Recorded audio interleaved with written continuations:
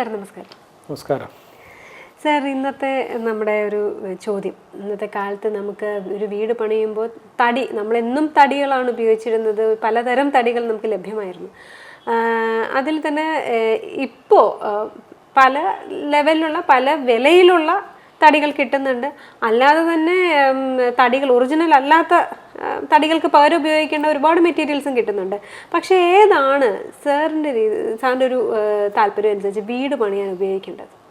വീട് പണിയാൻ ഉദ്ദേശിക്കുന്ന പണ്ട് കാലം മുതലേ തടികൾക്ക് വളരെയധികം പ്രാധാന്യമുണ്ട്. കാരണം നിലനിൽപ്പിൻ്റെ കാര്യമാണത്. മോശപ്പെട്ട തടി വച്ചിരുന്നാൽ പെട്ടെന്ന് അത് ഉളുത്ത് ഇല്ലാതായി പോകും. അപ്പോൾ ഹാർഡ്വുഡ് തന്നെ നമുക്ക് കാര്യമായിട്ട് നമ്മൾ വീടിന് ഉപയോഗിക്കണം. അപ്പോൾ എന്തായിരുന്നാലും ശരി, ഒന്നാം സ്ഥാനം തേക്ക് തന്നെയാണ്. അതിന് യാതൊരു മാറ്റവുമില്ല. തേക്കിൽ ചെയ്യുക എന്ന് പറഞ്ഞാൽ അത് കാലാകാലം കിടക്കും. അത് പിന്നെ വിൻഡോസിൻ്റെ ചട്ടങ്ങൾ കിട്ടാത്തിട്ട് തന്നെ ഗ്ലാസ് ഒന്നും പൊട്ടിപ്പോകില്ല. മറ്റൊക്കെ കാലാവസ്ഥ അനുസരിച്ച് ചൂടൊക്കെ അടിക്കുമ്പോൾ ചട്ടങ്ങൾ പൊളഞ്ഞ് അവിടെ ഗ്ലാസ് പൊട്ടുകയും ഉളുപ്പം കയറുകയും എന്നുകൊണ്ട് ഒരുപാട് നാശനഷ്ടങ്ങൾ ഉണ്ടായിക്കൊണ്ടേയിരിക്കും. അപ്പോൾ തടിയുടെ കാര്യം ചോദിച്ചുകൊണ്ട് പറയുന്നത് ഒന്നാം സ്ഥാനം തേക്ക് തന്നെയാണ്. രണ്ടാം സ്ഥാനം ചോദിച്ചിരുന്നാൽ നമുക്ക് പ്ലാവ് വളരെ ഊർജ്ജ ലെവലുള്ള സാധനമാണ്. പ്ലാവിൻ്റെ വെള്ളയില്ലാത്ത ഭാഗം, അതാണ് അതിലെ കാതലായിട്ടുള്ള ഭാഗം എടുത്ത് ഏറ്റവും നല്ലതാണ് നമുക്ക് ചെയ്യാം. അപ്പോൾ പ്ലാവ്, പിന്നെ മഹാഗണി തന്നെ അതിൽ 2-3 വെറൈറ്റീസ് ഉണ്ട്. അതാണ് മഹാഗണി. എല്ലാം ഒരുപോലെയല്ല. അതിൽ നാരുള്ള മഹാഗണി എന്ന മരം ഉണ്ട്. നല്ല ഹാർഡാണത്. അത് നമുക്ക് പണ്ട് കാലം മുതലേ നമ്മുടെ വീടിൻ്റെ പണിക്ക് എടുക്കും, ഫർണിച്ചറിൻ്റെ പണിക്ക് എടുക്കും. അപ്പോൾ ആ മഹാഗണി നമുക്ക് എടുക്കുന്നതിന് തടസ്സമില്ല. പിന്നെ ആഞ്ഞിൽ മരം നമുക്ക് ഹാർഡുഡ് കട്ടളപ്പടിക്കൊക്കെ അന്നും കർശനമായിട്ട് എടുക്കുന്നത് ആഞ്ഞിൽ മരം. നല്ല വിളഞ്ഞ ആഞ്ഞിലാണെങ്കിൽ ഒന്നും ചെയ്യില്ല, കാലകാലം കിടക്കും. അങ്ങനെ ഇതുപോലുള്ള ഹാർഡ്വുഡ് സാധനങ്ങളാണ് ഏറ്റവും നല്ലത്.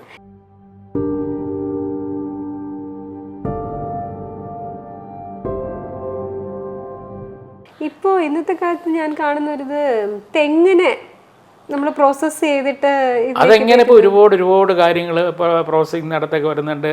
അതൊന്നും തന്നെ ശരിയായിട്ട് പറഞ്ഞിരുന്നാൽ ഒരു പോസിറ്റീവായിട്ട് നമുക്ക് പറയാൻ പറ്റില്ല. നാടൻ തടികളെ വില ഇന്ന് വേറെ ഒന്നുമില്ല. പല പൾപ്പ് അരച്ച് ഉണ്ടാക്കി പുതിയ ഡോറ് കാര്യങ്ങളൊക്കെ ഉണ്ടാക്കി വരുന്നുണ്ട്. അതിനൊക്കെ നിശ്ചിതമായൊരു കാലാവധിയുണ്ട്. നാക്കിച്ചിട്ട് കാലാവധി ആകുമ്പോൾ അതെല്ലാം പോകും. പ്രശ്നം തന്നെയാണ്. പക്ഷേ ഞാൻ നേരത്തെ പറഞ്ഞുള്ള നാടൻ വൃക്ഷങ്ങൾ എടുത്ത് എന്തിനു പറയുന്നു, ഈ അടുത്ത കാലത്തിട്ട് മലേഷ്യൻ വുഡ് അതിൻ്റെ വയലറ്റ് എന്നുള്ള സാധനങ്ങളും പിൻകോഡ് എന്ന് പറഞ്ഞ സാധനങ്ങളും റോസ് ഒരുപാട് എല്ലാം പ്രശ്നങ്ങളായി. അല്ല, ആദ്യകാലങ്ങളിൽ ഇറങ്ങിയ വയലറ്റ് എന്ന് പറഞ്ഞൊരു സാധനം കുറച്ച് നന്നായിരുന്നു, ഇല്ലെന്ന്. പക്ഷെ അത് അവിടുത്തെ ഏറ്റവും കൂടുതൽ പഴക്കമുള്ള തടികളായിരുന്നു. ഞാൻ മലേഷ്യയിൽ പോയിട്ട് ഞാൻ ഇത് കണ്ടിട്ടുള്ള ആളാണ്. അതുകൊണ്ട് പറഞ്ഞു, ഇന്നിപ്പോൾ എല്ലാം തന്നെ നിശ്ചിത കാലാവധി ആകുമ്പോൾ അതിൻ്റെ ആർട്ടിഫിഷ്യലായിട്ടൊക്കെ തന്നെ വളർത്തിയെടുത്തിട്ട് കൊണ്ടുവന്ന് ബിസിനസ് കേന്ദ്രത്തിൽ കൊണ്ടുവന്ന് കച്ചവടത്തിന്. ഇന്ന് ആ തടികളെല്ലാം പ്രശ്നങ്ങളാണ്. ഇന്ന് ആ തടി വയ്ക്കുന്നത് ഏറ്റവും നല്ല. പക്ഷേ ഇതൊക്കെ ആണെങ്കിലും സാമ്പത്തികം കൂടും. തേക്കെന്ന് പറഞ്ഞത് തേക്ക് തന്നെയാണ്. നമ്മുടെ നാടൻ തടികൾ ശരി തന്നെയാണ്. നമ്മുടെ ഈ നാടൻ തടികളെന്ന് പറയുന്ന വാക്കിന് വേറെ അർത്ഥമുണ്ട്.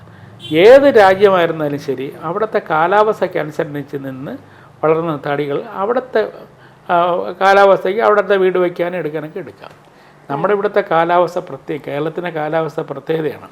ഇവിടുത്തെ കാലാവസ്ഥയ്ക്ക് അനുസരിച്ചാണെങ്കിൽ ഇവിടുത്തെ നാടൻ വൃക്ഷങ്ങളാണ് ഏറ്റവും നല്ലത്. അല്ലാതെ എടുത്തിരുന്നാൽ പ്രശ്നങ്ങളാകും. അതാണ് കാര്യം പറയുന്നത്. അതൊരു വലിയ ഇമ്പോർട്ടൻറ്റ് പോയിന്റാണ്. കാരണം മറ്റ് സ്ഥലങ്ങളിൽ വളർന്നിരിക്കുന്ന തടികൾ നമ്മുടെ കാലാവസ്ഥയ്ക്ക് പറ്റണമെന്ന് നമ്മൾ വാശി പിടിക്കാൻ പാടില്ല. അതിന് പലപ്പോഴും അതിന് ഇതുമായിട്ട് യോജിക്കാൻ പറ്റിയെന്ന് വരില്ല. പക്ഷെ അത് അവരുടെ നാട്ടിൽ ഒരു പക്ഷെ നല്ലതാണ്.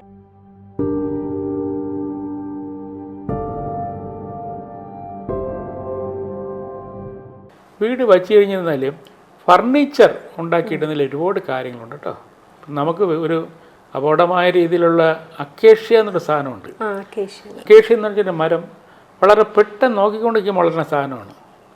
അതൊരു തണൽ മരമായിട്ട് വിദേശത്തിൽ നിന്ന് ഇറക്കിയൊരു സാധനമാണ്. അതിന് കാണാൻ നല്ല, അതിൻ്റെ തടിയെല്ലാം മുറിച്ചെടുത്ത റോസൂട്ടിൻ്റെയും ടീക്കൂട്ടിൻ്റെയും കളറും ഡിസൈനിലും കാണാം. പക്ഷേ ഊർജ്ജത്തെ സഖി, അതുകൊണ്ട് അതൊരിക്കലും തന്നെ ഫർണിച്ചർ ഉണ്ടാക്കാൻ പാടില്ല. നമ്മുടെ ആരോഗ്യത്തെ ബാധിക്കുന്ന കേസാണ്. വളരെ കോമൺ ആയി അത് അത് കട്ടിലുണ്ടാക്കി ഇടാനേ പാടില്ല. കട്ടിലല്ല, അത് അസുഖക്കാരനായിട്ട് മാറ്റും. അക്കേഷ്യ കൊണ്ടുള്ള ഫർണിച്ചർ വീടിനകത്ത് ഇടാൻ പാടില്ല. ആധികാരികമായിട്ടുള്ള ആൾക്കാർ പറഞ്ഞതിൻ്റെ അടിസ്ഥാനത്തിലാണ് ഞാൻ പറയുന്നത്. അക്കേഷ്യ കൊണ്ടുള്ള ഇത് എവിടെപ്പെട്ട നമ്മുടെ പരിസരത്തിൽ നിന്ന് നമ്മുടെ ഊർജ്ജത്തെ സഖ്യ. അതുപോലെ തന്നെ അത് ഈ പണ്ട് കാലത്ത് നമ്മൾ പറയുന്നൊരു വാക്കുണ്ട്, കശുവണ്ടി മാവുണ്ടല്ലോ, പറങ്കി മാവെന്ന് പറയും. ഒരു നാട്ടിൽ ഒരു സൈഡിൽ ഒന്ന് ഇട്ടാൽ മതി, ആ സൈഡിലുള്ള എല്ലാം വളവും വെള്ളവും ഒക്കെ എല്ലാം ഊറ്റിയെടുത്ത് വെച്ച് പോവും. ഇല്ല, ഡ്രൈ ആക്കിക്കളയും. അതിൻ്റെ അച്ഛനാണ് അവൻ അക്കേഷ്യ എന്ന് പറഞ്ഞത്. അത് വീട്ടിൽ ഉണങ്ങിയിരുന്നാലും ഫർണിച്ചർ എന്നിരുന്നാലും ഒരിക്കലും തന്നെ അത് നല്ലതല്ല. അതുകൊണ്ടാണ് അക്കേഷ്യ ഉണ്ടാക്കണ ഫർണിച്ചറുകളായിരുന്നാലും ശരി, അത് ഒരിക്കലും തന്നെ വീടിനകത്തേക്ക് നല്ല. വീടിനകത്തേക്ക് ഏറ്റവും നല്ല, ഞാൻ നേരത്തെ മഹാഗണി വളരെ പോസിറ്റീവായിട്ടുള്ള തടിയാണ്, നല്ല ഫിനിഷിങ് കിട്ടും.